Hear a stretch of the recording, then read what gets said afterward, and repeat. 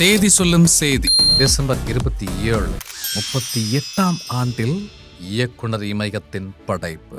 இயக்குனர் இமயம் பாரதி ராஜாவின் 25ஆம் படைப்பாய் உருவான கடலோர கவிதைகள் வெற்றிக்கு பிறகு சத்யராஜ், சரிதா மற்றும் அற்புத நட்சத்திரங்களின் பங்களிப்போடு உருவான வேதம் புதிது 1987 இதே நாளில் வெளியாகி அனைவரையும் கவர்ந்து தமிழ் சினிமாவின் மைல்கல்லாய் அமைந்தது. சிறந்த படைப்பிற்கென தேசிய விருதுகளையும் பிலிம்பேர் விருதுகளையும் வென்று மறக்க முடியா பாடல்களோடு இன்று 38ஆம் ஆண்டில் படக்குழு 6ஆம் ஆண்டில் வெற்றி படைப்பு.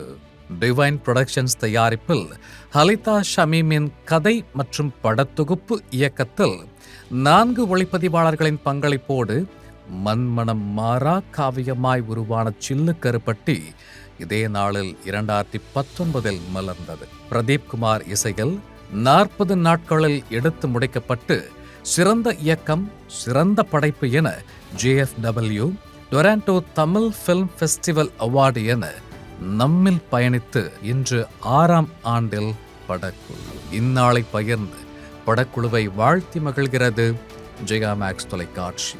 கடந்த ஆண்டு மலர்ந்த படைப்புகள்.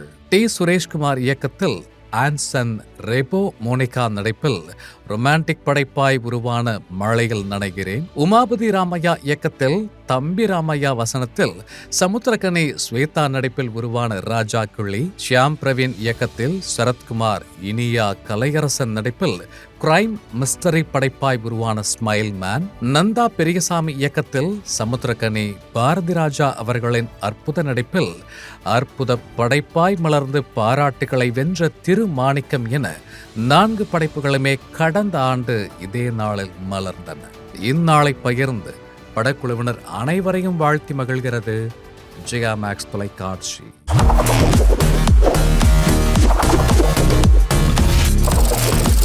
தேதி சொல்லும் செய்தி